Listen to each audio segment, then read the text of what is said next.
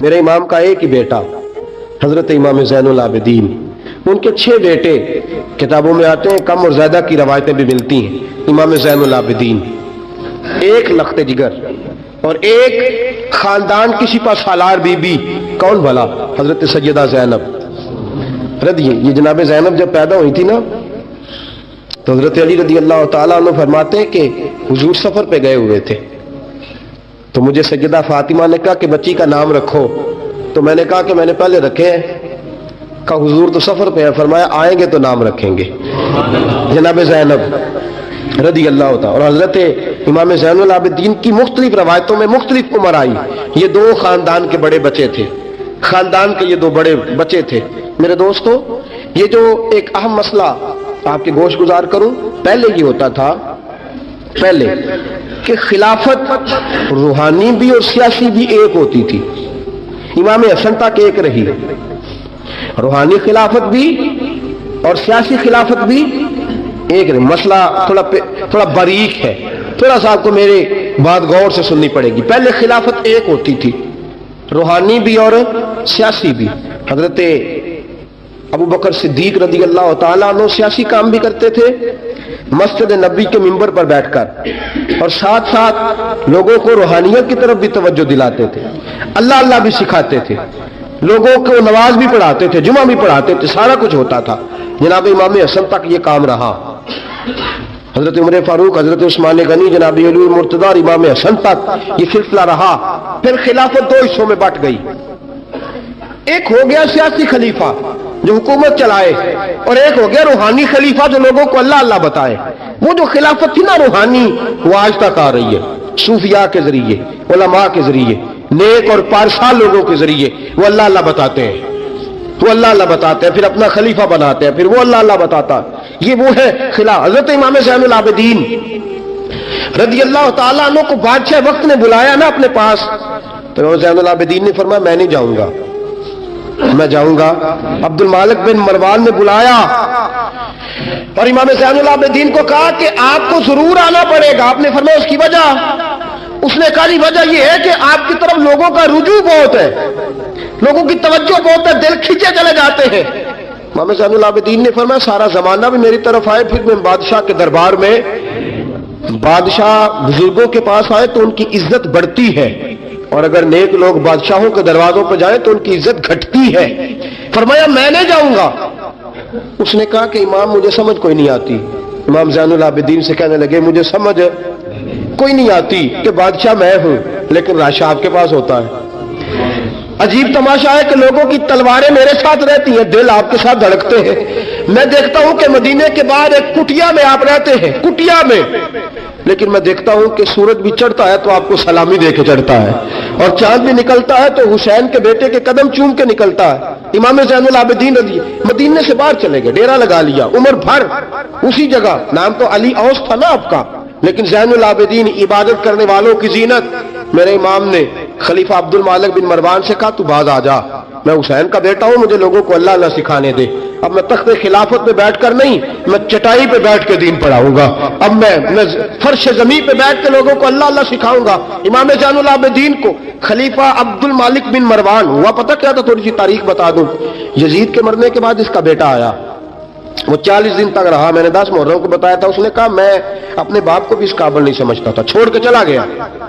اس کے بعد حضرت عبداللہ ابن زبیر رضی اللہ تعالیٰ عنہ جو تھے، وہ کیونکہ مکہ اور مدینہ اور حجاز کے لوگوں نے انہیں اپنا امیر بنا لیا تھا، جب یزید کے بیٹے نے خلافت چھوڑی تو وہ پورے ملک کے ایک جو ہے وہ امیر بن گئے۔ ان کے درمیان ہی مروان نے سازش کی، مصر اور شام پہ اس نے اپنا تسلط جما لیا۔ مروان مرتے وقت اپنے بیٹے عبد المالک بن مروان کو بنا گیا امیر۔ عبد المالک بن مروان بڑا ظالم، بڑا خونخوار، بڑا بد تہذیب آدمی تھا۔ امام زین العابدین سے کہنے لگا کہ آپ کو آنا پڑے گا۔ آپ نے فرمایا میں کوئی نہیں آؤں گا۔ اس نے امام زین العابدین کو گرفتار کرایا۔ بہت سارے بزرگوں نے لکھا ہے، بالخصوص امام کشیری نے رسالہ میں لکھا، گرفتار کرایا، ہاتھوں میں بیڑیاں، پیروں میں بیڑیاں۔ امام زین العابدین جس طرح نکلے تھے نا کربلا سے اور دمشق آئے تھے گرفتاری کے عالم میں، اور پھر دمشق سے مدینے آئے تھے، اسی عالم میں پھر گرفتار کرایا۔ اور خلیفہ عبد المالک بن مروان کے سامنے جب امام زین العابدین پہنچے تو آپ نے کہا کہ تو نے دیکھا ہے نا میرے باپ کے قاتلوں کا کیا انجام ہوا تھا؟ تو نے دیکھا ہے میرے باپ کے قاتلوں کا؟ بعد آ جا۔ اس نے کہا کہ یزید کے پاس طاقت تھی، اس نے آپ کو گرفتار کرا لیا تھا، اب میرے پاس طاقت ہے، میں نے بھی گرفتار کرا لیا ہے۔ امام زین العابدین سے کہنے لگا آپ کے پاس طاقت ہے تو دکھائیے، آپ کے پاس ہے طاقت تو دکھائیے۔ امام زین العابدین رضی اللہ تعالیٰ عنہ نے فرمایا تجھے کہا چیلنج نہ کر، میں درویش ہو گیا ہوں، ایک طرف لگ گیا ہوں، ایک کونے میں جا کے بیٹھ گیا ہوں، مدینے سے باہر جا کے میں نے ڈیرا لگایا، بس مجھے اب چھیڑ مت، مجھے اپنا کام کرنے دے، مجھے لوگوں کو دین سکھانے دے، اللہ اللہ بتانے دے، تو جان، تیری حکومت جانے، تیری سلطنت جانے، میں تیرے کام میں دخل نہیں دیتا، تو میرے کام میں دخل نہ دے، مجھے اللہ اللہ کرنے دے، اللہ اللہ کرانے دے۔ کہنے لگا میرے پاس طاقت ہے، میں نے گرفتار کر لیا ہے۔ امام زین العابدین رضی اللہ تعالیٰ عنہ کے ہاتھ اور پاؤں میں بیڑیاں تھی، امام زین العابدین کی زبان سے نکلا اللہ اللہ اللہ۔ تیسری دفعہ جب آپ کی زبان سے اللہ نکلا، ساری بیڑیاں ٹوٹ کے زمین پہ گر گئیں۔ امام زین العابدین کے لیے اٹھنے لگا، فرمایا بیٹھ جا زمین پہ۔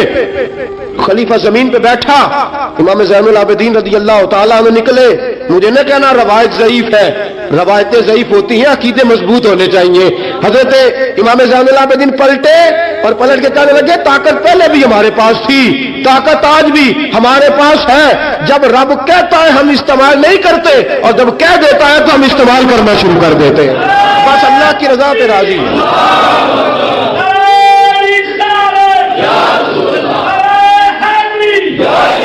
جب اللہ کہتا ہے تو استعمال کرتے ہیں۔ امام زین العابدین خلیفۃ المسلمین امیر المومنین امام حسن کے بھتیجے جناب علی کے پاس 3 سال رہے تھے، وہ تو کٹ گئے سارے، لیکن میرے امام زین العابدین اگرچہ حکومت نہیں لی لیکن دلوں پہ حکومت کرتے رہے، دلوں پہ۔ یہی خلیفہ عبد الملک بن مروان، دیکھو کہتے ہیں جادو وہ جو سر چڑھ کے بولے، اور حقیقت چھپ نہیں سکتی بناوٹ کے اصولوں سے، اور خوشبو آ نہیں سکتی کبھی کاغذ کے پھولوں سے۔ پتہ ہوتا ہے ہمیں سچ کیا ہے جھوٹ کیا ہے۔ طواف کعبہ ہو رہا ہے، طواف کعبہ، ایک عورت بہت بڑی، اس نے کعبے میں بھی آ کے ظلم کرنے شروع کر دیے، لوگوں کو تنگ کرنا شروع کر دیا۔ ایک بات یاد رکھنا، میں گیا ہوں عمرے پہ، مجھے اللہ نے توفیق دی ہے، لوگ وہاں جا کے بھی باز نہیں آتے، دھکے مارتے ہیں، بڑا کچھ کرتے ہیں، وہ اللہ کا گھر ہے، اگر فضل زیادہ ہے تو وہاں غضب بھی بڑی جلدی ہو جاتا ہے۔ وہ بی بی باز نہیں کہتی تھی میں بہت بڑے امیر کی بیوی ہوں، خبردار، کوئی قریب آیا تو حجر اسود کے قریب گئی تو حجر اسود نے پکڑ لیا، دبوچ لیا، پکڑ لیا، چھوڑتا ہی کوئی نہیں، چمٹ گئی ساتھ، بلاؤ لوگوں کو، بڑا کچھ کیا، لیکن حجر اسود چھوڑتا۔ اللہ آپ کو حج کی توفیق دے، آمین تو کہہ دے، اللہ آپ کو عمرے پہ لے جائے۔ یہ حجر اسود پتہ بندے وہ جا کے بہادری دکھاتے ہیں، میں جی پرا سٹے 5-7 بندے، میں پھر چمدا رہا بڑا چیر، ایک عقل مندی کیتی ہے، ایک عقل مندی والی بات ہے۔ وہاں جا کے ہمارے بزرگ تو کہتے ہیں وہاں جا کے جانوروں کا بھی ادب کرو، وہ خدا رسول کے مہمان میں دھکے دیتے رہے ہو، کوئی عقل مندی ہے یہ؟ کوئی بہادری نہیں۔ اگر سوڈان والے کرتے ہیں، ایران والے کرتے ہیں تو وہ جانے، ان کا رب جانے، ان کے عمل جانے، ہم تو وہاں جا کے جانوروں کا بھی ادب کریں گے، ادب کریں گے، احترام۔ نہیں موقع ملتا تو نہ ملے، میرے حبیب نے فرمایا دور سے ہاتھ لہرا کے چوم لو، حجر اسود قیامت والے دن تمہارے ایمان کی گواہی دے دے گا، تمہارے ایماندار ہونے کی گواہی دے گا۔ بی بی چمٹ گئی ساتھ، خلیفہ عبد الملک بن مروان سے کہا کہ وہ بہت بڑے رئیس کی بیوی، اب چھڑا، اب ساری زندگی تخت پہ بیٹھ کے امام زین العابدین کی مخالفت تو کرتا رہا ہے، اب چھڑا۔ نیچے اتر آیا تو بی بی کے خاوند کو کہنے لگا زین العابدین کے پاس چلے جاؤ، اگر حل ہے تو اس کے پاس ہے، اگر کوئی علاج ہے تو اس کے پاس ہے، اس کے پاس جاؤ، میں چھڑا سکتا؟ ادھر جاؤ، ادھر وہ ہے دروازہ، وہ ہے جناب علی کا پوتا، وہ ہے امام حسین کا جانشین، وہ بیٹھا ہے۔ زین العابدین تیرا تو سارا گھر کربلا میں کٹ گیا تھا، تیرے پاس تو رہنے کو مکان تک نہیں بچا تھا، خون کی ندیاں بہہ گئی تھی، اور یہ کیا معاملہ ہے؟ امام زین العابدین کی سیرت اور صورت لوگوں کو بتاتی ہے کہ اب بھی اگر محبتوں کی وجہ سے دل جھکیں گے تو ہمارے خاندان کی طرف ہی جھکیں گے۔ امام زین العابدین کے پاس گئے، امام زین العابدین اپنے حجرے میں بیٹھے، کہا جناب ایک بی بی حجر اسود کے ساتھ لگ گئی، آپ آئیے۔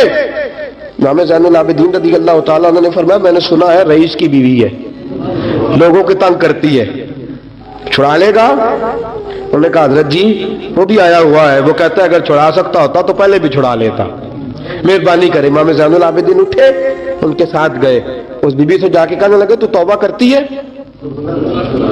तौबा करती है? कहने लगी करती हूँ। इमाम ज़ैनुल आबिदीन के हाथ उठे, लफ्ज क्या है?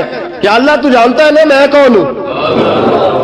लफ्ज क्या है? इमाम ज़ैनुल आबिदीन की दुआ सुनो, दुआ पर मैं मौला तू जानता है मैं कौन हूँ, मैं कौन हूँ। रावी कहते हैं इमाम ज़ैनुल आबिदीन की जुबान पर लफ्ज है या अल्लाह तू जानता है ना मैं कौन हूँ। बीबी धड़ाम से पीछे गिरी और कहने लगी अल्लाह अकबर, धड़ाम से पीछे गिर गई। अल्लाह अकबर। अली का घर भी क्या घर है कि जिस घर का हर एक बच्चा जिसे देखो वही शेरे खुदा मालूम। और मेरे आला हज़रत फरमाते हैं तेरी नस्ल पाक में है बच्चा बच्चा नूर का, तू है ऐने नूर, तेरा सब घराना नूर का। जनाब इमाम ज़ैनुल आबिदीन रज़ी अल्लाह तआला अन्हु क्या कहते हैं? या अल्लाह तू जानता है ना मैं कौन हूँ। एक वो थे जो मिट गए, मिटते हैं, मिट जाएंगे, मिटते हैं आदा तेरे, न मिटा है न मिटेगा कभी चर्चा तेरा। एक वो थे जो मिट गए और एक ये मेरे इमाम का साहबजादा है। और मेरे दोस्तों वो जो बात मैंने पहले कही ना, ये अकड़े रहे, ये जालिम अकड़े रहे, मर गए। मेरे इमाम का ये साहबजादा, एक साहबजादा मदीना मुनव्वरा के एक कोने में, एक नुक्कर में सारी जिंदगी। लोग कहते हैं कि इमाम ज़ैनुल आबिदीन का हाल ये था, नमाज शुरू करते इतनी लंबी नमाज पढ़ते कि भूल जाते सारा जमाना। इमाम ज़ैनुल आबिदीन नमाज पढ़ रहे हैं, घर में आग लग गई है। छोटा बच्चा आपका छोटा साहबजादा करीब सोया हुआ है।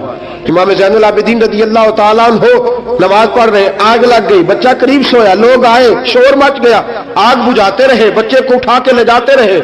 नमाज के बाद इमाम ज़ैनुल आबिदीन ने देखा, फरमाया ये क्या है, ये खाक किस किस्म की? उन्होंने कहा हज़रत जी घर में आग लग गई थी, आपको पता ही नहीं। कहा क्यों, क्या हुआ? कहा हम सारा जमाना आग बुझा रहा था, आप नमाज पढ़ रहे थे। फरमाया तुम दुनिया की आग बुझा रहे थे, मैं नाना मुस्तफा की उम्मत पर दोज़ख की आग बुझा रहा था। तुम दुनिया की आग बुझा रहे थे, मैं हुजूर की उम्मत के लिए दोज़ख की आग बुझा रहा था। तुम दुनिया की बुझाते रहे, मैं दोज़ख की बुझा रहा था।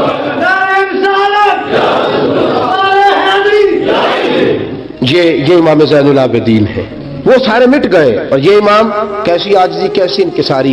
हजरत इमाम हसन बसरी ये खलीफा है इमाम ज़ैनुल आबिदीन के भी और खलीफा है हजरत इमाम बाकर के भी। इमाम बाकर इमाम ज़ैनुल आबिदीन के बेटे हैं, इमाम जाफर सादिक उनके पोते हैं। हजरत इमाम ज़ैनुल आबिदीन रज़ी अल्लाह तआला अन्हु के बारे में हजरत हसन बसरी फरमाते हैं कि रात का सन्नाटा था, काबे में उस वक्त इतना राश नहीं होता था, मैं करीब ही ठहरा हुआ था। आधी रात का वक्त एक नौजवान के रोने की आवाज आई, या अल्लाह मेरे गुनाह बख्श दे, या अल्लाह मुझे माफ कर दे, या अल्लाह मुझे माफ कर दे। वो चीखता। इमाम हसन बसरी फरमाते हैं कि मैं सोया हुआ था अपने उजरे में, काबे के करीब ठहरा हुआ था। फरमाते हैं कि मेरी उस नौजवान की आहोजारी की वजह से मेरी आंख खुल गई, उसकी तड़प की वजह से मैं उठा। तो फरमाते हैं कि मैंने सोचा बहुत बड़ा कोई गुनाहगार आ गया है। फरमाते हैं कि वो क्या कहता है, जब मैं उठा हूं काबे के करीब गया हूं कि जाकर तसल्ली देता हूं तो उसकी जुबान से जुमला निकला, कहने लगा या अल्लाह मुझे कयामत में जलील न करना, ऐ अल्लाह अगर मेरे अमल अच्छे नहीं तो मुझे कयामत के दिन अंधा करके उठाना, मैं तेरे नेक बंदों के सामने क्या जवाब दूंगा। फरमाते हैं वो नौजवान तड़पता है, रोता है। हजरत हसन बसरी फरमाते हैं कि मेरे पहुंचते पहुंचते वो इतना बुलंद आवाज से तड़पने लगा कि बेहोश होकर जमीन पे गिरा। आप फरमाते मैं करीब गया, उस नौजवान के करीब गया तो बड़ी खूबसूरत खुशबू मुझे आई। फरमाते मेरे दिल में ख्याल था तसल्ली दूंगा कि बेटा ठहर जा, मैं भी दुआ करता हूं, तू भी दुआ कर, अल्लाह बड़ा मेहरबान है, माफ कर देगा। फरमाते हैं जब मैंने उस नौजवान के चेहरे से जुल्फे हटाई, गर्द साफ की तो मेरे पांव तले से जमीन निकल गई। ये तो इमाम हुसैन का बेटा ज़ैनुल आबिदीन है, ये तो इमाम हुसैन के लख्त जिगर अलगुल मुर्तजा के जिगर पारे जनाब सैयदा फातिमा के नूर नजर है, ये तो हजरत शहर बानो शहजादी के बेटे हैं। इतनी आहोजारी, इतनी तड़प, इतनी बेचैनी, इतना अल्लाह से ताल्लुक। हजरत हसन बसरी फरमाते हैं कि कदमों पे गिरा, पांव चूमे। इमाम ज़ैनुल आबिदीन की आंख खुली तो कहा हसन बसरी ना कर, तू बुजुर्ग है। इमाम ज़ैनुल आबिदीन उठ के बैठ गए। हजरत हसन बसरी रहमतुल्लाह ताला अलैह फरमाते हैं मेरी आंख निकल गई, आंसू मेरे बह गए। मैंने कहा ज़ैनुल आबिदीन कहां से दिल लेके आए हो तुम लोग, और कहां से संवारा है खुदा ने तुम्हारे खानदान को। सारा कुछ दे भी देते हो अल्लाह की राह में, सारा कुछ लुटा भी देते हो, सारा कुछ कुर्बान भी कर देते हो, अपने लिए रखता भी कुछ नहीं, और फिर भी माफिया ही मांगते फिरते हो, फिर भी माफिया ही मांगते फिरते हो, फिर भी रोते फिरते हो, फिर भी बारगाह खुदाबंदी के अंदर आहुजारियां करते रहते हो। हजरत हसन बसरी रहमतुल्लाह तआला ने फरमाते कि वो जमाना मैंने इमाम ज़ैनुल आबिदीन का देखा। मेरे दोस्तों, वो तो मिट गए, अकड़े रहे ना, मिट गए। करबला के बाद वो मिट गए, मेरे इमाम को मिटाने वाले। लेकिन इमाम ज़ैनुल आबिदीन, मेरे इमाम का एक साहबजादा बच्चा था, लेकिन उन्होंने रूहानी खिलाफत का आगाज कर दिया। पूरी दुनिया में मेरे इमाम ज़ैनुल आबिदीन का फैज है, जिस्मानी भी है, रूहानी भी है, इल्मी भी है। इमाम ज़ैनुल आबिदीन ने जिंदगी पूरी गुजार दी एक कोने में लग के। इमाम ज़ैनुल आबिदीन किसी सियासी काम में कभी मुदाखलत नहीं। हजरत इमाम जाफर सादिक का जमाना आया तो फिर बादशाह ने बुलाया इमाम जाफर सादिक को, और ये इमाम जाफर सादिक वो बुजुर्ग है कि हजरत इमाम आजम अबू हनीफा रहमतुल्लाह अलैह इमाम जाफर सादिक के मुरीद है, उनके मुरीद है, उनके खलीफा है। हजरत इमाम जाफर सादिक को बुलाया, और जब सैयदना इमाम जाफर सादिक रहमतुल्लाह अलैह रज़ी अल्लाह अन्हु पहुंचे तो आपने शानदार लिबास पहना, शानदार लिबास पहना, और आला किस्म का जुब्बा पहना, आला किस्म की पगड़ी बांधी, हाथ के अंदर असा पकड़ा, और हजरत इमाम जाफर सादिक रज़ी अल्लाह तआला अन्हु कच्चे मकान से निकले, लेकिन जरा बावकार होकर निकले। दरबारे बादशाह, दरबारे खिलाफत में पहुंचे, अपनी खुंडी को, अपनी छड़ी को हिलाया। मैं क्यों बुलाया मुझे? वो बादशाह जिसने कहा था बुलाओ जरा, पता करता हूं क्यों मेला लगा रखा है। फिर भी बादशाह डरते रहते हैं, फिर भी डरते हैं कि अगर इन रूहानी लोगों ने इशारा किया तो सारी दुनिया इनके पीछे निकल पड़ेगी। बुलाओ, क्यों मेला लगाए रखा है? जब बादशाह के सामने पहुंचे तो बादशाह से कहा क्या बात है, क्यों बुलाया था मुझे? कहने लगा हुजूर गलती हो गई। आज के बाद इमाम जाफर सादिक बाहर निकले तो बादशाह के वारी कहने लगे तू बड़ी बातें करता था, डिंगे मारता था, बढ़ के मारता था, बुलाओ इमाम को पूछ लेता हूं क्या हुआ। कहने लगा यार पता नहीं क्या बात है, जब नहीं होते तो बात निकलती है, जब सामने आ जाते हैं तो मुंह के अंदर से जुबान बोलती नहीं है। जब सामने आते हैं तो क्या रोब है, क्या रोब है। असल उसे समझ नहीं थी कि तेरी नस्ल पाक में है बच्चा बच्चा नूर का, तेरी नस्ल पाक में है बच्चा बच्चा नूर का, तू है ऐने नूर, तेरा सब घराना नूर का। हजरत इमाम जाफर सादिक बाहर निकले तो आपका खादिम घर जाकर कहने लगा इमाम साहब आला किस्म का लिबास, लोग बातें कर रहे थे, इतना बड़ा कीमती लिबास, लोग गुफ्तगू कर रहे थे। तो हजरत इमाम जाफर सादिक ने कमीज उतारा, नीचे टाट का लिबास था, फरमाया ये जो ऊपर पहना है ये मखलूक को दिखाने के लिए है, और जो अंदर पहना है वो रब को दिखाने के लिए है। अंदर अल्लाह को दिखाने के लिए टाट का है, लेकिन मखलूक को दिखाने के लिए मैंने आला लिबास पहना है। इनके दिल में ख्याल ना आए कि रसूल पाक के अहले बैत शायद कमजोर हो गए हैं, इसलिए डरते और सहमे हुए आते हैं। मेरे नबी के खानदान ने उस वक्त से लेकर ता तमे आखिरी आज तक एक पूरा किरदार अदा किया है। सादात का दीन में एक पूरा किरदार रहा है, तहरीर के मामलात में, तकरीर के मामलात में, तदरीस के मामलात में सादात का पूरा किरदार रहा। वक्त गुजरने के साथ साथ कभी सैयद गौसे आजम की शक्ल में आए, और कभी सैयद मोइनुद्दीन चिश्ती अजमेरी की शक्ल में आए, और कभी सैयद अली हजवेरी दाता गंज बख्श की शक्ल में आए, और कभी ये सैयद हजरत शाह आले रसूल मां रहलवी की शक्ल के अंदर आए, और कभी ये सैयद मीर अब्दुल वाहिद बिलगरामी की शक्ल में आए। ये सादात आते रहे, अपने अपने दौर में चमकते रहे, अपने अपने दौर में दीन का फरीजा सर अंजाम देते रहे। इन्होंने फिर एनाने हुकूमत वालों को कहा कि ठीक है, अगर तुम समझते हो कि इस तरह हमें दीन नहीं फैलाने देते तो हमें अल्लाह ने तौफीक दी है, हमें अल्लाह ने ताकत दी है, अल्लाह ने हमें रूहानियत दी है, हम उस रूहानी तर्ज के साथ दीन फैलाएंगे। मेरे दोस्तों, अगरचे कुव्वत और इख्तिदार भी हमेशा इन्हीं के पास रहा। करबला में जो भी आया आप देख लीजिए ना, यजीद के 14 बेटे बताए जाते हैं, कोई भी नहीं कहता मैं यजीद की औलाद में से हूं। इमाम ज़ैनुल आबिदीन एक ही बचे थे ना करबला में, आपको गली गली सैयद मिलेंगे, नगर नगर सैयद मिलेंगे, जगह जगह रसूल पाक की औलाद मिलेगी। मेरे दोस्तों याद रखना, जो जुल्म करता है और जुल्म में बढ़ता है वो बचता नहीं, उसका नाम मिट जाता है, उसका किरदार नफरत की अलामत बन जाता है।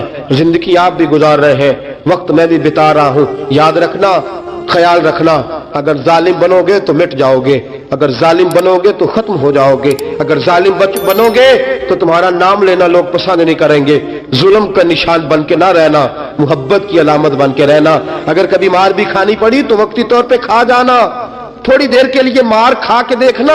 कभी कभी मार खाने में भी बड़ी इज्जत हुआ करती है, कभी कभी मार खाने और बर्दाश्त करने में भी बड़ा वखार होता है। कभी ये भी करके देखो, इसमें भी एक जायका है, इसमें भी एक लुत्फ है। मेरे अजीजों, जो जुल्म करेगा नहीं रहेगा, जो जुल्म करेगा अगर कितने भी उसकी यहाँ औलादे हो जाएं उसका नाम नहीं चलेगा। जो मोहब्बत करेगा, जो मार खाएगा, ख्वाजा मोइनुद्दीन चिश्ती ने बड़ी मार खाई, दाता अली अजमेरी ने हिंदुओं से बड़ी मार खाई, हजरत गौस पाक जिलानी को बड़ा सताया गया। ये मार तो खाते रहे लेकिन पैगाम हक पे डटे रहे। जिसे मार खानी आ जाए, मार खानी, बल्कि मुल्ला रूमी फरमाते हैं जिसे कटना आ जाए वो बच जाता है, जिसे कुर्बान होना आ जाए उसे इज्जत मिल जाती है। जो बर्दाश्त करना सीख जाता है वो मोहब्बत की अलामत बन जाता है। मैदान करबला ने ये सबक दिया कि अगर वक्ती तौर पे मार खानी पड़ी तो जरा खा के देखना, लेकिन खाना हक के रास्ते में, खाना हक के रास्ते में। और एक और बात भी ज़हन के अंदर रखिए, जरूरी नहीं कि किसी जगह पे कसरत हो जाए, ज्यादा हो जाए तो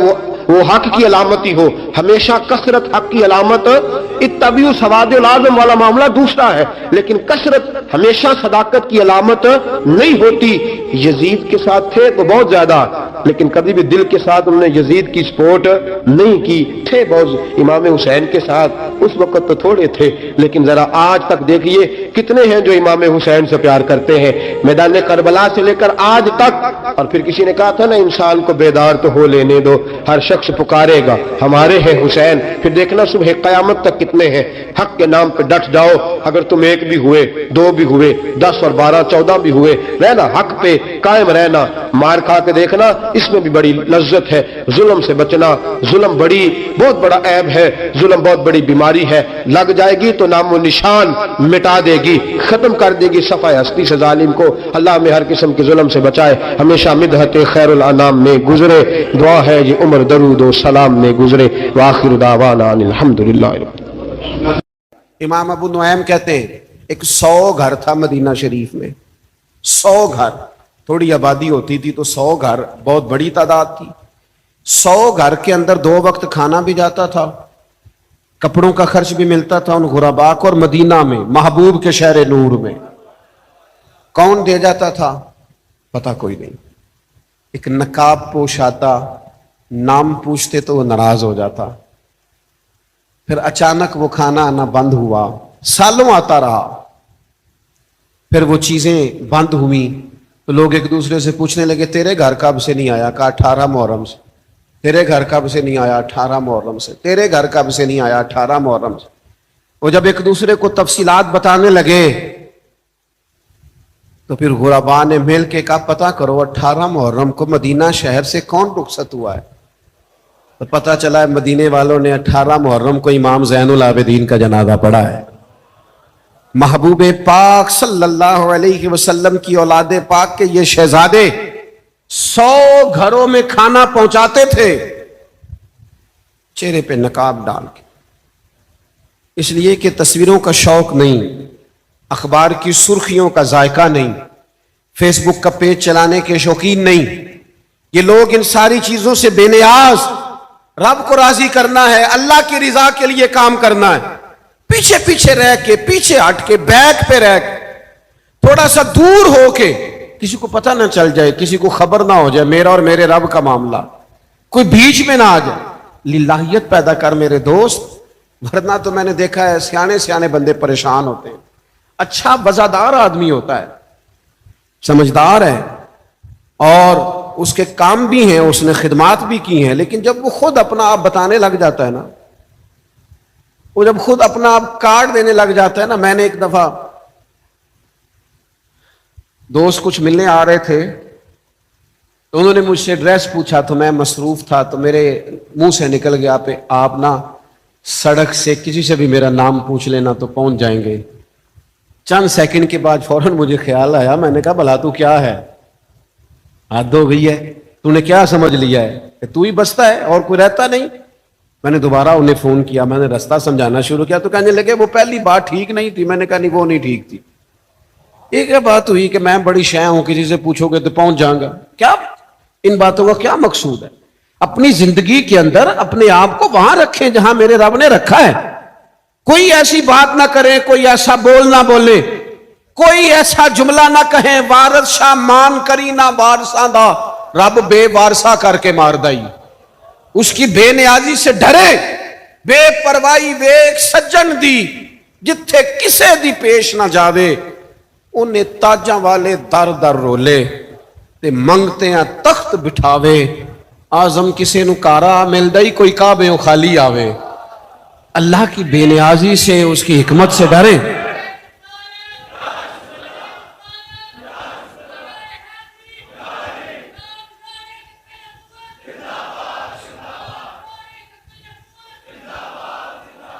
اپنی زندگی میں اخلاص پیدا کریں.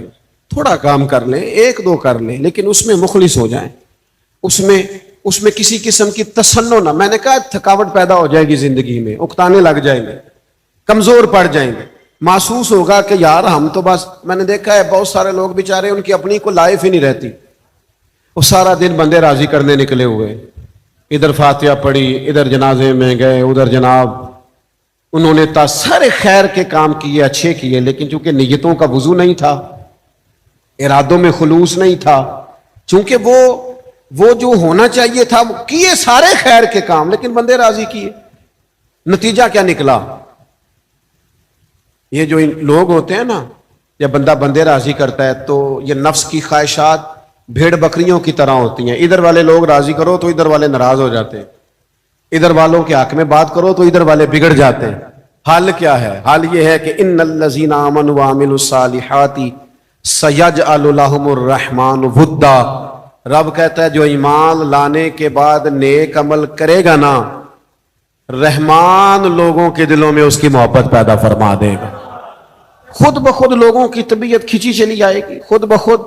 اور نبی پاک علیہ الصلوۃ والسلام نے فرمایا رب جب کسی بندے سے محبت فرماتا ہے نا تو حضرت جبریل امین علیہ السلام کو بلاتا ہے. یہ صحیح حدیث میں موجود ہے. حضرت جبریل کو بلا کے فرماتا ہے میں اس بندے سے محبت کرتا ہوں, یا اللہ میرے لیے کیا حکم ہے؟ تو فرمایا جبریل آپ بھی اس سے محبت کیجیے. یا اللہ ہو گئی محبت پیدا دلوں میں. فرمایا فرشتوں میں, حور و غلمان میں اعلان کر دو رب اس سے پیار کرتا ہے, سارے اس سے پیار کریں. مالک کر دیا, سب نے محبت. فرمایا آپ زمینوں میں بھی اعلان کر دو کہ رب اس سے محبت کرتا ہے, سارے اس سے محبت کریں. رب راضی ہو جائے تو دلوں میں محبت پیدا کر دیتا ہے, لیکن تھوڑا سا نا باہر آئیں, اس تکلف سے نکلیں. ہم نے لوگوں کو بوجھ تلے رکھ دیا ہے, لوگ ہماری وجہ سے پریشان ہیں, لہجے انداز اور طرح کے ہو گئے. ہم بانٹنے میں لائنیں لگا کے بڑے خوش ہوتے ہیں, ہم جب دینے لگتے ہیں تو ہمیں سخی کہلا کے بڑی.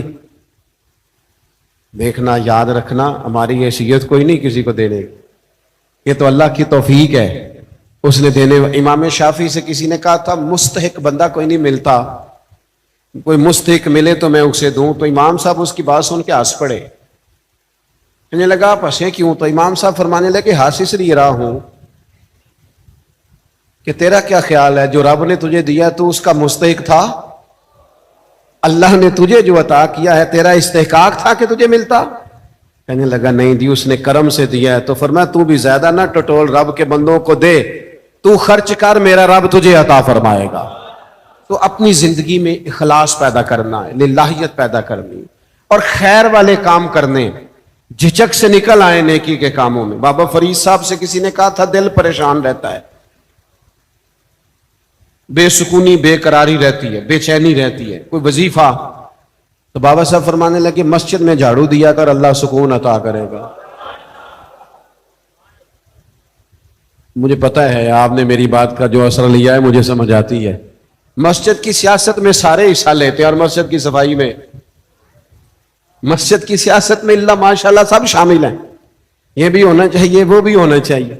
میں ایک جگہ پہ حاضر تھا تو کچھ باتیں ایسی ہوتی ہیں جو بعضوں کا تکلیف ہوتی ہے تو بندہ چپ نہیں رہ سکتا. ایک صاحب اپنے امام صاحب سے کہہ رہے تھے کہ آپ نے کون سا صفائی خود کرنی ہوتی ہے, بچوں سے ہی کرانی ہوتی ہے, تو یہ صفائی تو ذرا وقت پہ کرا دیں. نہ رہا گیا مجھ سے, ہر چند مشاہدہ حق کی ہو گفتگو, کئی دفعہ رہتی بھی نہیں بادا و ساگر کہے بغیر. تو میرے اندر کچھ چیزیں تھیں وہ مچل کے باہر آ گئی. میں نے ان سے کہا جناب بچوں سے کرانی ہے نا صفائی, تو بھیجیں آپ اپنے بچے, اب اپنے بچے بھیجیں, قاری صاحب ان سے صفائی کرا دیتے ہیں کہ بچے بھی دوسروں کے ہی چاہیے. تھوڑی سی اپنی زندگی میں اخلاص لائیں, للہیت پیدا کریں, سادہ طرز زندگی اختیار کریں, کوشش کریں کسی کا بھلا ہو جائے, ہمارا وجود کسی کے لیے نفع بخش ہو جائے. ہم دنیا میں نہ صرف کھانا کھانے آئے ہیں, نہ صرف اچھے کپڑے پہننے آئے ہیں, نہ صرف یہ کہ آرام دہ زندگی تلاش کرنے آئے ہیں, نہ صرف یہ کہ ہم ڈھونڈنے آئے ہیں کہ سکون کہاں ملے گا, راج کے سونا ہے. الذی خلق الموت والحیات لیبلوکم ایکم احسن عملا. ہم تو عمل کرنے آئے, بہترین عمل کرنے آئے. اپنے وجود کو ناکارہ نہ کریں, بیکار نہ کریں, ضائع نہ کریں اپنے اوقات. اپنے آپ سے کوئی کام لیں, اپنے ذمے کچھ ڈیوٹیاں لیں. میری والدہ صاحبہ سے جب گھر میں کہا جاتا نا باپ بیٹھ جائیں کام نہ کیا کریں, ہم ہیں نا سارے کرنے والے, تو سادے لوگوں کا بھی اپنا انداز تھا. تو اماں جی فرماتی پتر جڑا بہ جاندہ ہے وہ پھر بہ ہی جاندہ ہے, لہذا کچھ کرتے رہیں گے تو حرکت میں برکت رہے گی. تو بندہ کچھ کرتا رہے تو اس کا وجود نفع بخش رہتا ہے. پہلے تو ڈاکٹر لوگوں کو آرام کا کہتے تھے, اب تو ڈاکٹر بھی کہتے ہیں کوئی کام کرو, کوئی بات کرو, کوئی اپنے جسم کو حرکت دو تاکہ غذائیں ہضم ہونے لگیں.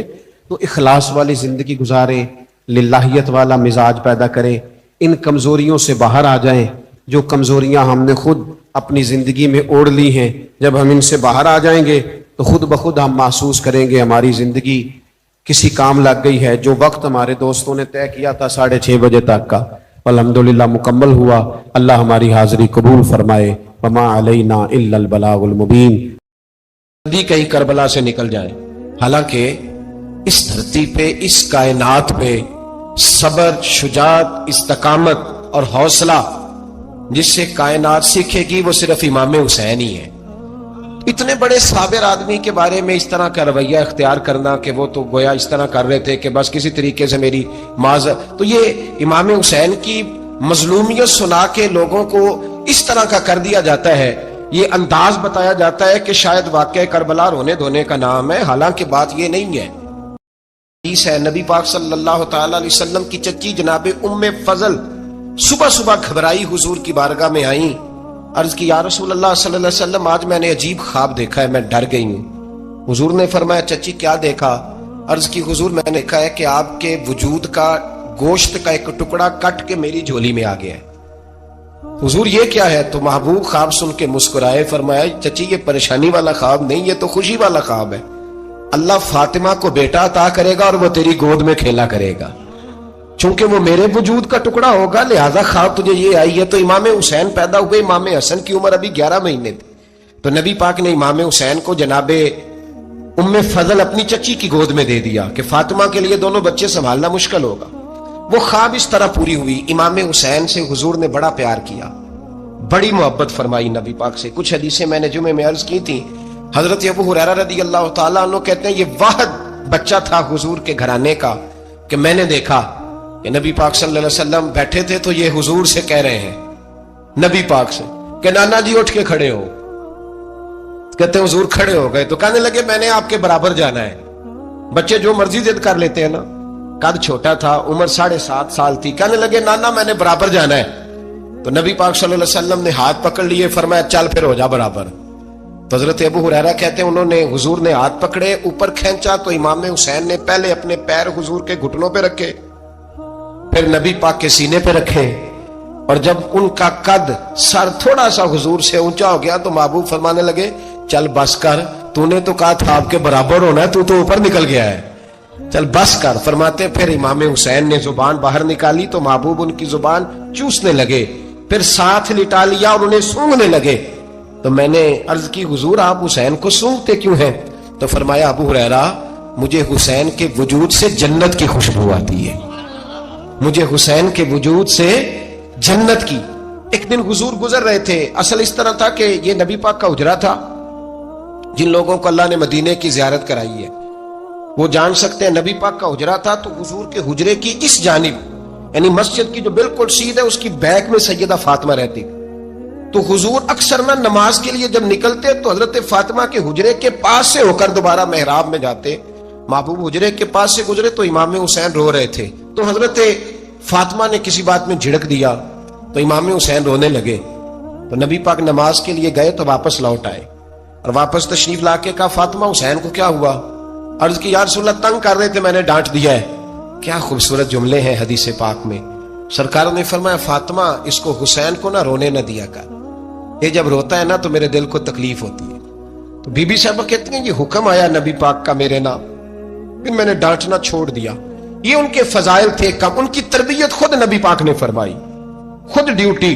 میں کسی منطق کا فلسفہ میں اب تو اللہ تعالیٰ معاف کرے, پہلے ہم لوگوں کو کہتے تھے فلانی مجلس میں نہ جانا فلانی, اب تو مصیبت بن گئی ہے, جانے کی ضرورت نہیں, ہر شے موبائل میں آ گئی. مجھے بھیجتے ہیں کہتے ہیں حضرت صاحب یہ ذرا سننا یہ ذرا سننا. کل کراچی سے کچھ مہمان آ گئے اور بچوں نے وہ کلپ سنبھال کے یہ مولوی دیکھو کیا کہتا ہے. اب آیتیں پڑھی جا رہی ہیں قرآن پاک کی, اتنا ٹکڑا یہاں سے لیتے ہیں اتنا ٹکڑا یہاں سے لیتے ہیں اور ملا کے پتہ نہیں کون سا مکسچر بنا رہے ہیں. کسی آیت کا ترجمہ نہیں, کوئی واضح حدیث نہیں. ایسے ہوا ہوگا پھر اس کو اس سے جوڑ لیں تو کیا بنتا ہے, اتنی جمع کر. یہ کون سا دین ہے جو توڑ مروڑ کے بیان کر رہے, کون سا مذہب ہے؟ دین تو واضح کھلی کتاب ہے.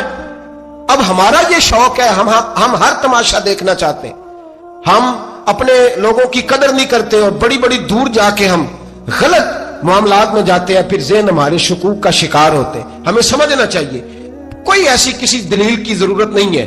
جب ان کے واضح چیزیں ان کی کتابیں میں موجود ہے, حدیث میں موجود ہے, قرآن مجید میں ان کے فضائل کھل کے موجود ہے, تو دور جانے کی کیا ضرورت. حضور ان کی ٹریننگ کراتے تھے. پہلی بات تو یہ ہے کہ نبی پاک نے دعا مانگی تھی, یا اللہ میرے گھر والوں کو زیادہ روزی نہ دینا, انہیں ایک وقت روٹی دینا ایک وقت کی بھوک دینا. یہ جو 10 دن کربلا میں انہیں ٹینشن نہیں نہ ہوئی, انہیں عادت تھی فاقہ کرنے کی, انہیں 3 دن وصلی روزے رکھنے کی عادت تھی. پہلی بات. دوسرا یہ کہ جہاد کی تربیت حضور خود کراتے.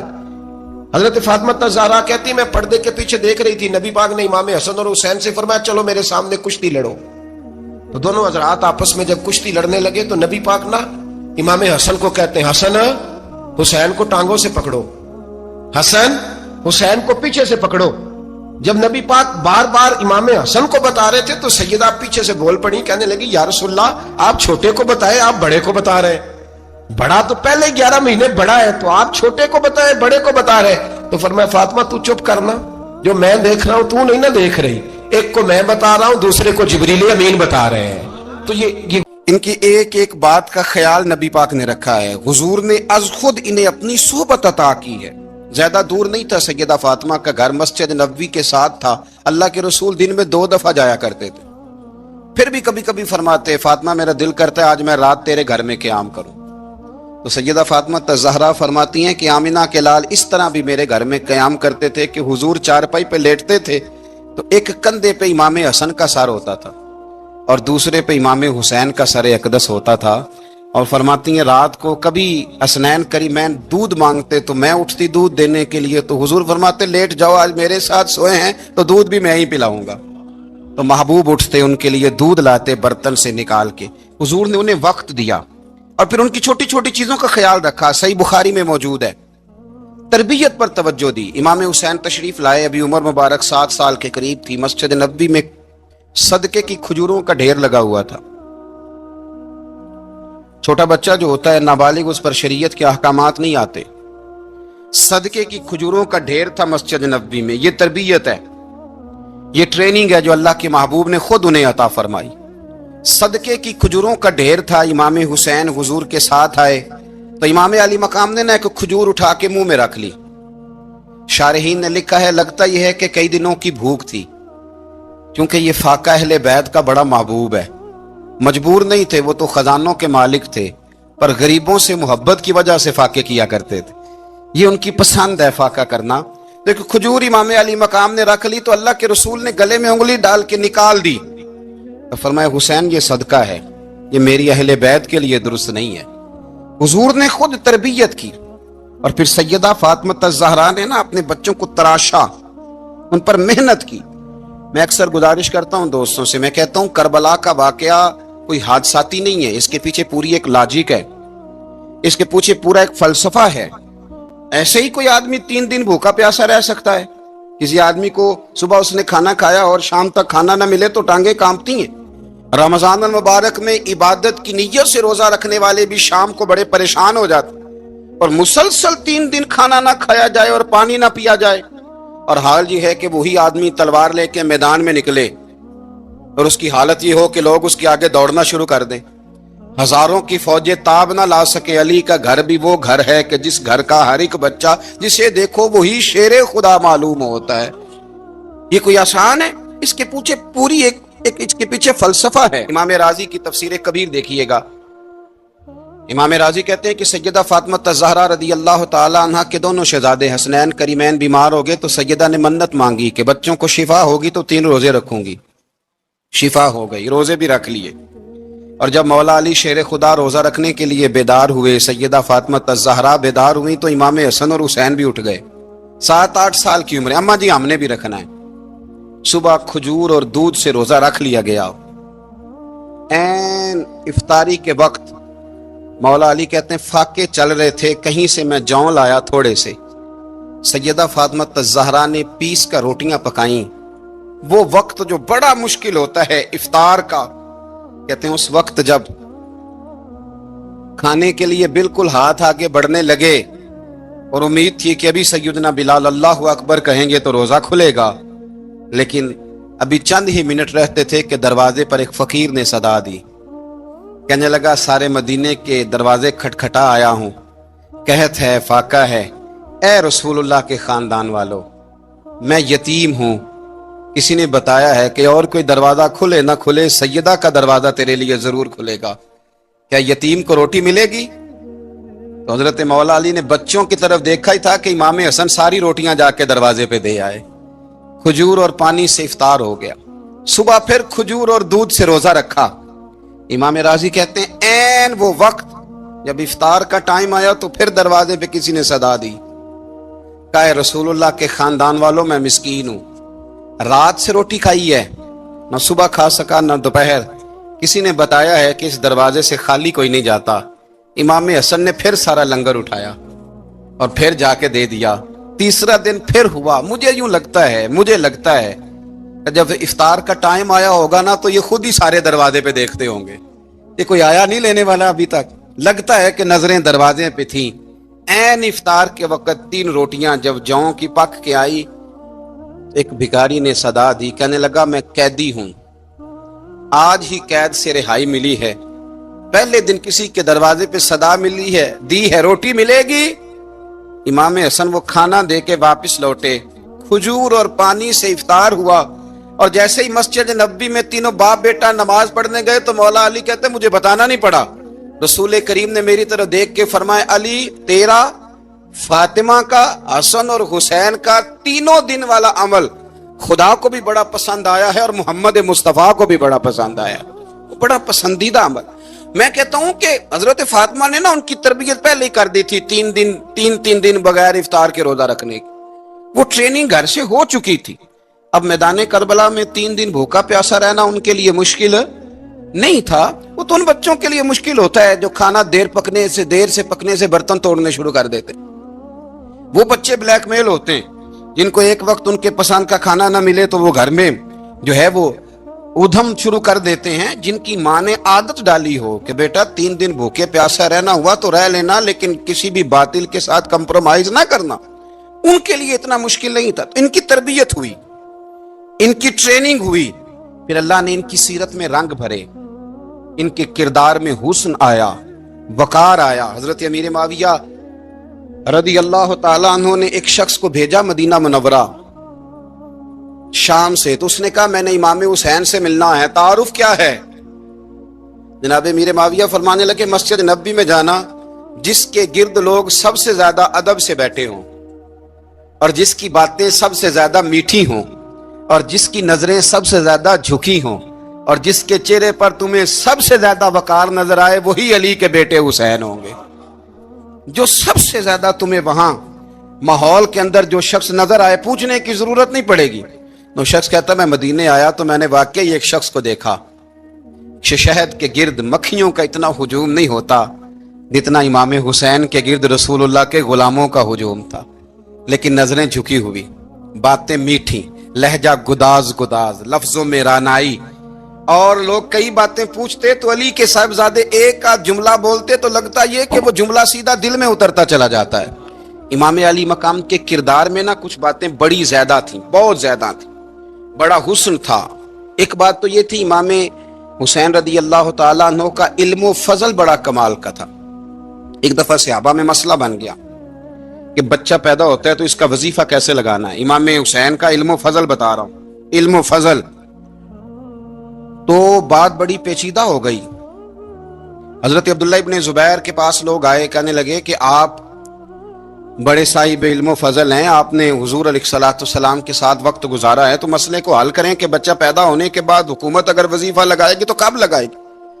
جب بحث طول پکڑ گئی، مسئلہ حل نہیں ہوتا تھا، تو حضرت عبداللہ ابن زبیر کہنے لگے ہم سے نہیں حل ہوگا، ایک بندہ ہے جس کے سینے میں رسول اللہ صلی اللہ تعالی علیہ وسلم کے نور نبوت کا فیضان ہے، وہ یہ مسئلہ حل کریں گے۔ تو کہا وہ کون سے؟ آپ فرمانے لگے جب ہم سے مسائل حل نہیں ہوتے تو ہم ان کے علم سے فائدہ اٹھاتے ہیں۔ کہا کون ہے؟ کہا جناب امام حسین۔ تو لوگ حضرت امام حسین کے پاس گئے، کہ حضرت یہ ایک مسئلہ الجھ گیا ہے کہ بچہ پیدا ہو تو وظیفہ کب لگانا ہے۔ فرمایا الجھنے والی بات ہی کوئی نہیں، پیدا ہونے کے بعد جب وہ پہلی دفعہ آواز نکالے تو اس کا وظیفہ لگا دو۔ اس کا مطلب یہ ہے کہ وہ دنیا میں آ گیا ہے، اس نے اپنے آنے کا اظہار کر دیا ہے، اعلان کر دیا ہے، اب اس کا وظیفہ لگا دو۔ تو اس پر پھر صحابہ کا اتفاق ہو گیا۔ امام حسین کے علم سے، فضل سے لوگ فیض اٹھاتے تھے۔ پھر اس کے ساتھ ساتھ امام حسین کا ذوق عبادت بڑا شاندار تھا، بڑا زبردست ذوق۔ علامہ جوزی نے لکھا ہے وکان الحسین رضی اللہ تعالی عنہ فاضلا کثیر الصوم والصلاۃ والحج والصدقۃ وافعال الخیر جمیعا۔ آپ فرماتے ہیں کہ امام حسین زیادہ نمازیں پڑھنے والے تھے، کثرت سے سجدے کرنے والے، کثرت سے روزے رکھنے والے، زیادہ حج کرنے والے، اور امام حسین صدقہ دینے والے اور نیکی کے کاموں میں شدت کرنے والے تھے۔ امام حسین کا جو ذوق عبادت تھا وہ اتنا شاندار تھا کہ آپ فرض نماز کے علاوہ روزانہ 100 رکعت نماز نفل ادا فرمایا کرتے تھے۔ اور امام حسین فرماتے زندگی میں کبھی ایسا نہیں ہوا کہ 3 دن گزر گئے اور حسین کا قرآن پاک ختم نہ ہوا۔ 25 حج کیا امام حسین نے مدینہ منورہ سے مکہ مکرمہ پیدل جا کے، 25 حج۔ اب تو نسبت والے لوگوں کو عبادت کی ضرورت نہیں نا، اللہ ماشاءاللہ کہتے ہیں نسبت بڑی ہے۔ بھئی جن کی نسبت اتنی خاص تھی کہ حضور نے فرمایا یہ فاطمہ کے نہیں میرے بیٹے ہیں، ان کا تو حال یہ ہے کہ فرض کے علاوہ 100 نفل، 3 دن سے پہلے ختم قرآن پاک، 25 حج فرمائے، تو وہ کس نسبت کی بات کرتا ہے؟ یہ نسبتیں تو ہیں جو انسان کو عبادت کے قریب کرتی ہیں۔ لوگوں نے معیار ہی بدل دیا ہے۔ حضرت سیدنا امام حسین کی شہادت کے بعد حضرت عبداللہ ابن زبیر رضی اللہ تعالیٰ عنہ نے قاتلان حسین سے خطاب کیا اور فرمانے لگے اللہ کی قسم تم نے اس شخص کو شہید کیا ہے جو راتوں کو لمبے لمبے قیام کرتا تھا، اور تم نے اس شخص کو شہید کیا ہے جس سے میں دن میں جب بھی ملتا تھا تو وہ روزے سے ہوتا تھا۔ تم نے اس شخص کو شہید کیا جو قائم اللیل تھا، صائم الدہر تھا، اس شخص کو تم نے شہید کیا۔ آپ کو پتہ ہے کہ میدان کربلا میں جب 9 محرم کو ابن سعد نے امام حسین سے کہا کہ جنگ کرو اگر یزید کی بیعت نہیں کرنی، تو امام حسین نے فرمایا 1 رات کی مہلت دے دو، 1 رات کی مہلت دے دو۔ حضرت امام زین العابدین کہتے ہیں میں نے اپنے والد گرامی سے عرض کی کہ ابا جی آپ جہاد سے دور جانے والے تو ہیں نہیں، آپ تو جہاد سے پیار کرنے والے، اور یہ بھی پتہ ہے مجھے کہ یہ جنگ اب ہو کے رہے گی، تو 1 رات کی مہلت دینے کا معنی کیا ہے؟ بھئی کل بھی لڑنا ہے اور رات بھی لڑنا ہے، تو ابا جی 1 رات کی مہلت۔ تو سیدنا امام حسین رضی اللہ تعالیٰ عنہ فرمانے لگے بیٹا رات کی مہلت اس لیے لی ہے کہ میں آج رات کھل کے اپنے رب کی عبادت کر لوں، میں استغفار کر لوں، میں لمبے سجدے کروں۔ اور کہا زین العابدین تو جانتا ہے نا کہ مجھے نماز سے، تلاوت سے، دعا سے اور استغفار سے بڑا پیار ہے۔ نماز سے مجھے پیار ہے، دعا سے مجھے پیار ہے، استغفار سے مجھے پیار ہے۔ فرمایا بیٹا میں نے اس لیے نہیں کہ میں چاہتا ہوں 1 رات اور دنیا میں رہوں۔ تو امام زین العابدین فرماتے ہیں امام علی مقام نے سجدے پہلے بھی بڑے کیے، پر 9-10 کی درمیانی رات جو ان کے سجدے تھے وہ میں نے کبھی نہیں دیکھے۔ فرماتے ہیں تیمم کے ساتھ وہ رات کی جو عبادتوں کا رنگ تھا وہ میں نے کبھی نہیں دیکھا۔ امام علی مقام کا عبادت کا ذوق تھا، شوق تھا، لذت تھی. آپ یقین کریں ایسے ایسے عجیب بہانے ہم لوگوں کہتے ہیں میرا نماز میں دل نہیں لگتا، تو میں کہتا ہوں تیرا گپ شپ میں کس طرح لگتا ہے، تیرا موبائل پہ کیسے لگتا ہے بھائی؟ یہ تو بھائی ذوق کی بات ہے. امام حسین کہتے ہیں مجھے قرآن پاک سے پیار ہے، مجھے تلاوت سے پیار ہے، مجھے دعا سے پیار ہے، مجھے استغفار سے پیار. بھائی جس کو جس چیز سے پیار ہوگا دل لگ جائے گا. ہم نے کبھی پیار کیا ہی نہیں اس سے، جن چیزوں سے پیار ہے وہاں دل لگ جاتا ہے. یہ ایک بہانہ ہے، ورنہ کثرت سے عبادت کرنا، ذوق پیدا کرنا، یہ تو اہل اللہ کا طریقہ ہے. والذین یبیتون لربہم سجدا وقیاما، رب کے بندوں کی علامت یہ ہے کہ وہ راتیں سجدے اور قیام میں گزار دیتے ہیں. تو امام حسین کی سیرت کا کمال ہے کہ ذوق عبادت رکھتے تھے. دوسری بات جو امام علی مقام کی سیرت میں بڑی شاندار ہے وہ یہ ہے کہ سخی بڑے تھے. ایک قول سنانا ہے آپ کو امام حسین کا، اور خواہش میری یہ ہے کہ میرے حاضرین اور ناظرین اس قول کو رٹا لگا کے یاد کریں، اس قول کو انشاءاللہ. یہ قول جو امام حسین کا ہے نا جی، یہ جس دن مجھے ملا تھا نا تو میں نے بھی رٹا لگا کے یاد کیا تھا، اور میرے پاس جتنی ڈائریاں ہیں شاید میں نے سب میں لکھا ہے. امام علی مقام رضی اللہ تعالیٰ عنہ فرماتے تھے اللہ کی رضا کے لیے کسی شخص کی ایک حاجت پوری کر دینا 1 مہینہ مسجد میں اعتکاف کرنے سے زیادہ درجہ رکھتا ہے. ایک بندے کی ایک حاجت پوری کر دینا 1 مہینہ پورا مسجد میں اعتکاف کرنے سے زیادہ درجہ رکھتا ہے. خدا کے بندے تو ہیں ہزاروں اور بنوں میں پھرتے ہیں مارے مارے، میں اس کا بندہ بنوں گا جس کو خدا کے بندوں سے پیار ہوگا. کسی بندے کی ایک حاجت پوری کرنا 1 مہینہ اعتکاف میں بیٹھنے سے زیادہ افضل ہے. اسی لیے تو میرے حبیب کریم علیہ السلام نے فرمایا تو رب کے بندوں کی حاجتیں پوری کرنے میں لگ جا، رب تیری حاجتیں پوری فرما دے گا. امام علی مقام فرماتے تھے ایک حاجت کسی کی پوری کرو. حضرت جناب سیدہ زینب بنت ابی رافع کہتی ہیں کہ سیدہ فاطمہ الزہرا نا ایک دن اپنے دونوں شہزادوں کو لے کے، جب حضور کی طبیعت مبارک بظاہر علیل تھی جس میں حضور کا وصال ہوا، دونوں شہزادے لے کے سیدہ فاطمہ نبی کریم کی بارگاہ میں گئی. کہنے لگی یا رسول اللہ میرے بچوں کو کچھ دیجئے. سیدہ پاک تو حضور اٹھ کے بیٹھ گئے، اس کندھے سے امام حسن کو لگایا اور اس سے امام حسین کو لگایا اور فرمایا فاطمہ یہ جو میرا حسن ہے نا اس کو میں اپنی ہیبت اور سرداری دیتا ہوں، اور فرمایا یہ جو میرا حسین ہے نا حسین کو میں اپنی جرت اور سخاوت دیتا ہوں. میرا حسین جرت مند ہوگا اور سخی ہوگا. داتا گانج بخش علی حجویری، امام الاولیاء، سید الاصفیاء، داتا صاحب کشف المعجوب میں فرماتے ہیں ایک دن نا امام حسین کے پاس ایک شخص آیا بڑی دور سے کچھ مانگنے کا، حضور کچھ دیجئے. وہ شخص کہتا ہے کہ میرا ظرف یہ تھا کہ 4-5 دینار ملیں گے. تو امام حسین فرمانے لگے تھوڑی دیر بیٹھ جا، رزق آ رہا ہے. تو امام حسین کو حکومت وقت کی طرف سے نا 5 تھیلیاں ملی جس میں ایک تھیلی میں 500 اشرفیاں تھی. 5 تھیلیاں آئیں، لیکن اس کو آنے میں نا ذرا دیر ہو گئی. وہ 5 تھیلیاں جب آئی نا تو امام حسین اس کی طرف 5 تھیلیاں بڑھا کے نا، ذرا دیکھنا میری طرف غور سے، 5 تھیلیاں بڑھا کے نا تو فرمانے لگے میاں جتنا تجھے انتظار کرایا نا اتنی ہم تیری حاجت پوری نہیں کر سکے.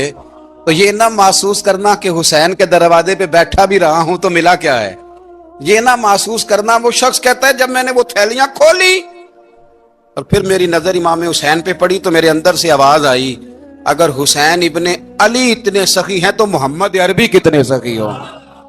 اگر یہ معیار ان کا ہے، ان کا یہ معیار ہے، اور خود بھیک دیں خود ہی کہیں منگتے کا بھلا ہو، خود کہنے لگے جتنا انتظار کرایا ہے اتنی تیری مدد کر سکے. یہ سخاوت کا معیار تھا، یہ طریقہ تھا. ایک دفعہ سیدنا امام حسین رضی اللہ تعالیٰ عنہ کے گھر کے اندر نا 5000 دینار آئے. مسجد میں تھے، آپ کو 5000 دینار ملے تو امام زین العابدین کہتے ہیں کہ مسجد سے لے کر گھر آنے تک امام حسین نے 5000 اللہ کے رستے میں خیرات کر دی. فرماتے میں نے کہا ابا جی 5 دینار کی گھر میں ضرورت تھی، مالاں والے سخی نہیں ہوندے تے سخیاں کول مال نہیں ہوندا، ایتھے اوتھے دوویں جہانی سخی کنگال نہیں ہوندا. کہا ابا جی 5 دینار کی گھر میں ضرورت تھی. تو کہتے ہیں مجھے فرمانے لگے بیٹا یہ جن کو میں نے دیا ہے نا یہ گھر کے لیے ہی دیا ہے، یہ گھر کے لیے ہی دیا ہے. جن کو دیا ہے تمہارا کیا خیال ہے یہ باہر خرچ ہوا ہے؟ یہ گھر کے لیے ہی ہے. اس لیے کہ جب انسان دوسروں پر شفقت کرتا ہے تو اللہ اس کے گھر پہ رحمت فرماتا ہے۔ امام حسین کے مزاج میں پہلی بات میں نے ذوق عبادت کی عرض کی، دوسری بات عرض کر رہا ہوں کہ صحابہ حضرت اسامہ بن زید بڑے پیارے ہیں میرے نبی کریم کے، بڑے پیارے۔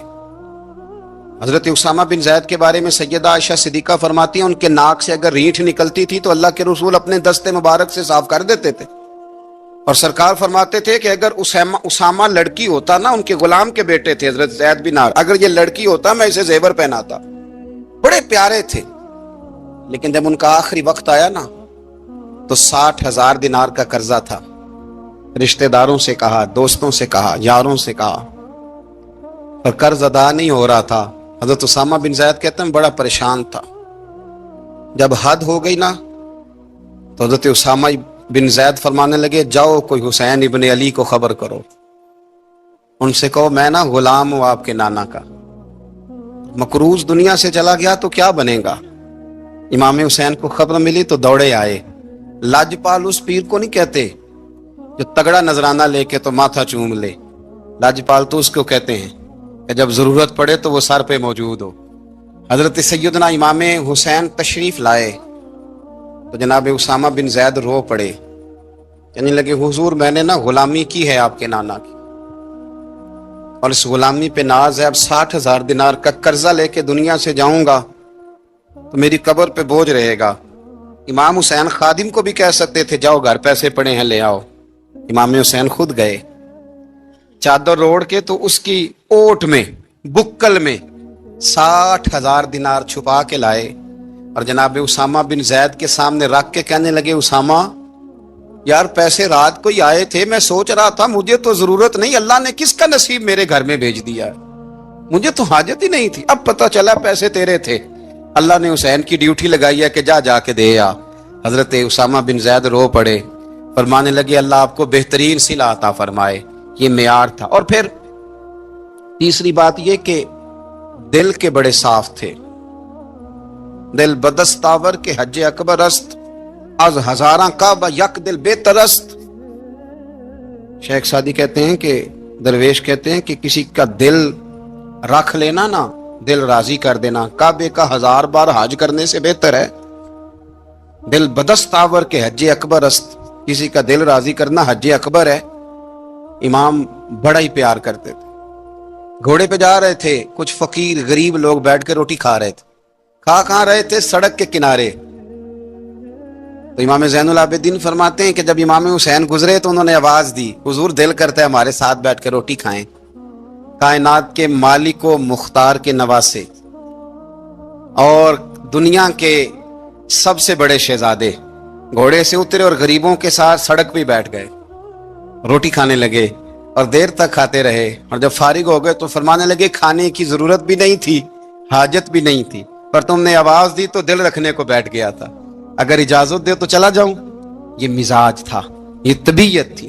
آپ کے ایک بھائی ہیں چھوٹے، حضرت محمد بن حنفیہ نام ہے، حضرت مولا علی شیر خدا رضی اللہ تعالیٰ عنہ کی دوسری بیوی سے۔